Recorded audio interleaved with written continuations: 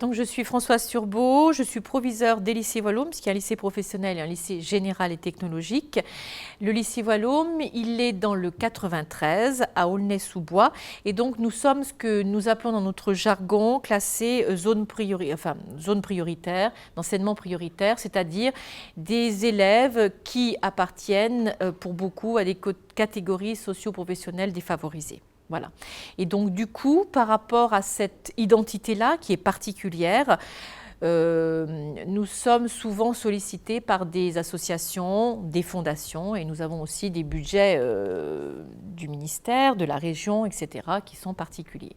Alors c'est vrai que c'est une fondation privée, mais la spécificité de cette fondation, c'est de travailler sur les projets personnels des élèves, sur l'orientation, un suivi individuel et totalement personnalisé. Et il y en a peu qui travaillent par rapport à ça. Le dispositif Un métier, une vocation n'est pas véritablement installé dans le temps scolaire, enfin dans l'école.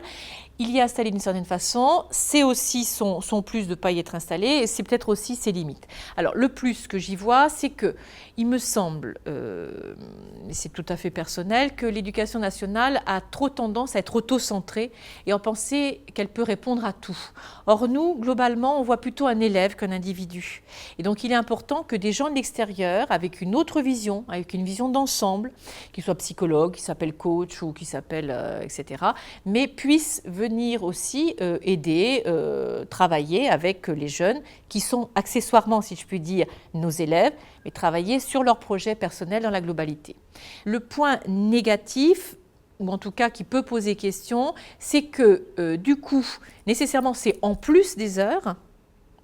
Donc il faut que les élèves fassent une partie aussi du chemin, c'est-à-dire acceptent de donner du temps par rapport à ce dispositif. Je pense que c'est un apport positif, évidemment, pour les élèves, qu'un certain nombre de nos élèves ont des difficultés scolaires ou ne sont pas toujours là. Le problème d'absentéisme, de décrochage, sont souvent liés à un problème, d'une part, d'estime de soi et d'autre part, de projection dans l'avenir.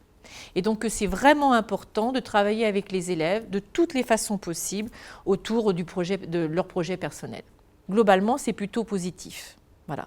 Et donc ce que nous souhaitons, puisqu'on souhaite poursuivre ce dispositif, ce que nous souhaitons pour l'année prochaine, c'est qu'il y ait encore plus d'interactions et qu'en particulier grâce aux enseignants, qu'ils fassent remonter un certain nombre d'indications via le conseil de classe à l'élève, pour que l'élève, lorsqu'il va voir son coach, dise voilà, mes professeurs ont trouvé que là-dessus, je n'étais pas vraiment pertinente, que je ne savais pas m'organiser dans mon travail, que j'avais l'air fatiguée, etc. Pour que le coach puisse se saisir de ça et retravailler avec l'élève, avec le jeune, donc, pour améliorer tout ça. Mais sans interférer directement, parce que je pense que c'est important justement qu'on ait bien ces dimensions extérieures et que, entre guillemets, si je puis dire, l'avis des personnels d'éducation nationale ne vienne pas parasiter l'avis du coach, qui lui est en direct et seulement en direct avec le jeune. Donc je pense que c'est vraiment très intéressant et c'est vrai qu'on se rend très bien compte, y compris en prenant des enfants jeunes, puisque je sais que la Fondation cherche à travailler avec des élèves de collège dès la 4e, que c'est important et que ce projet personnel, c'est quelque chose qui peut les tenir et qui redonne du sens à l'école. Donc vous voyez, passer par l'extérieur pour redonner du sens à l'école.